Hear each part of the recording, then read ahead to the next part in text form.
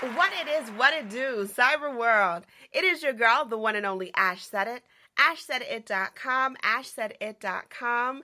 Welcome back to the Ash Said It Daily Podcast Show. I appreciate you guys for all of your love and support. Yes, over 1,200 episodes and 500,000 streams worldwide. None of this would be possible without each and every one of you. Now, today I have a special guest with me. Some of you may know her as the Chicken Finger Soda Girl. All right, she basically just completely obliterated any attention off of the U.S. Open. The beautiful Miss Alexa G. Hey, Alexa. Hi. How you doing today? I'm good. Thanks for having me. Oh, thank you so much for joining us. So, Alexa, starting off, how did you start dipping your chicken in Coca-Cola? That seems to be the question that everyone's wondering about. I guess I've just been doing it since I was young. My dad told me when I was really little, like 2 or 3, to just put it in soda to cool it off if it was too hot to eat right away. So obviously, as a child, I listened to my dad. I put it in the soda, and then I wound up liking the flavor. So, all right. So you're at the U.S. Open. You're having snacks. You're with family and stuff. Did you realize that you were on camera?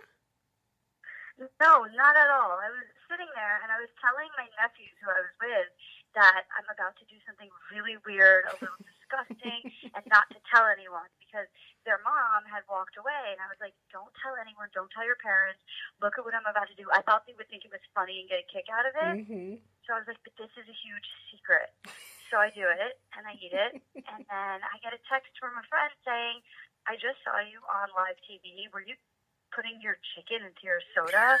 And I was just like, oh no, I couldn't believe that it was in live TV, but I figured, all right, so a couple people saw it. And then it got blasted all over the news, all over social media, and those 2 days were absolutely insane for me. Wow. So when did you start to realize that this was really making an impact that you hadn't even intended on? I mean, within a couple hours, my Instagram started blowing up. I was getting a million texts, a million calls, and I was getting requests for interviews. People wanted to do articles, interviews. They wanted me to come onto their talk shows. This was only within a few hours of it happening, and I was just shocked. I was really, mind blown. And then it happened on a Sunday. The next day, on Monday, my phone was nonstop. I was doing interviews every second, and my followers were growing to 1,000. And it just kept going and going. It was really, really crazy. It was a whirlwind. Gotcha. So as you're getting all this attention, what was your next step? What did you know that you had to do in order to really capitalize on this attention? Well, I knew I had to act quickly because these viral moments come and go so fleetingly. Yeah. And I just tried to put a plan together really quickly. Okay, I want to maybe work with a fast food company. I want to work with a soda company. Like, what can I do to perpetuate this? I always had the idea of the sauce, but I knew in that moment it would be, I wouldn't have time to get it out quick enough for the attention. So Yeah. I had a manager, and I just decided to keep going to as many sports games as I could and keep doing it so that the story would stay relevant, which it did, because in November, it happened again at the Knicks game, and that's when my social media really blew up. The first time, it was all over the worldwide news and on TV. Yeah. And then once it started getting shared on Instagram is when the story blew up even more, and my followers continued to grow. And so the plan I set in place was working, and then people just kept asking me for more, do more, make more videos. And then I started going to chicken restaurants and that I was invited to, and just posting about all the fried chicken I was eating. I eat chicken fingers a lot, obviously, so I was rating them, telling people how I liked them, if they should go here. I was going to stadiums, and I just, kept the movement. Yeah. So why create a sauce? Why create a dipping sauce if you said, all right, I just love the Coca-Cola. I like the taste of Coke. Why make a sauce? Well, I've always had this idea in the back of my head. I wish I could just have a cola flavored sauce that I could bring around with me and use on my chicken fingers, because I don't like other things. I don't like ketchup. I don't like mayonnaise. I don't like mustard. I was like, it'd be so nice if I had that, but I knew there was no marketing opportunity because people would think it was weird and it was too new, and it's really hard to bring a product to market. So I never pursued it. And then as soon as this happened, I was like, I have a platform for my cola sauce. I got to do it. I have to go. So then I started formulating it. I worked with a restaurant in New York City, and we made really, really delicious cola flavored sauce that I love with my chicken fingers now. I actually bring it around with me for when I'm eating them. I would imagine now. Is the cola sauce just for chicken? Because what about people that don't like chicken? They don't eat chicken. I think the cola sauce, I think that cola itself is actually a really unique flavor that people don't think about. I mean, people think about pairing it with food, they do like cola battered, it's like one off, but they don't, it's nowhere in retail. And the cola flavor just brings a really interesting thing out of chicken. I think it's great with French fries.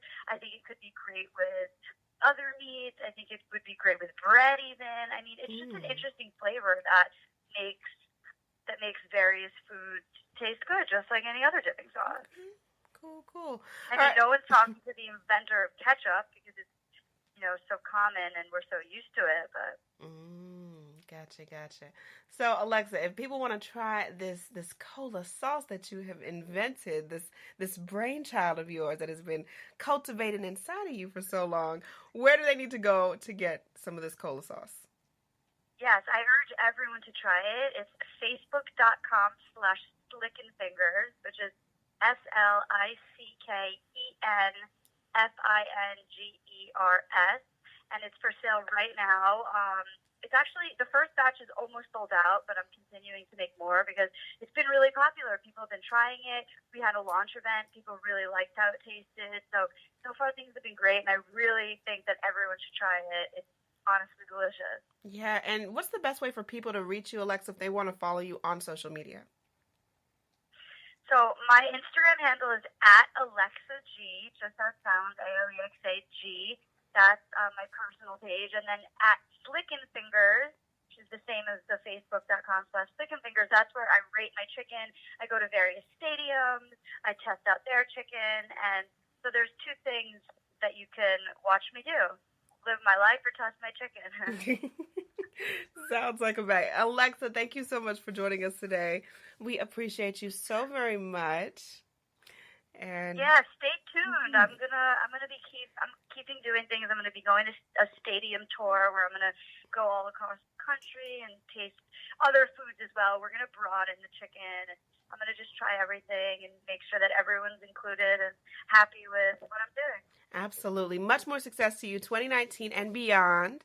We're claiming that, and we're definitely going to be keeping an eye out for what's next, what next is going to be on the list for you.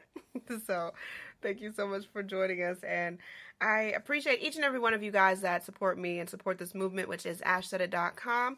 Keep in mind, anyone to tell you that you can't do what you want to do, you look them square in the face and tell them, don't believe me, just watch.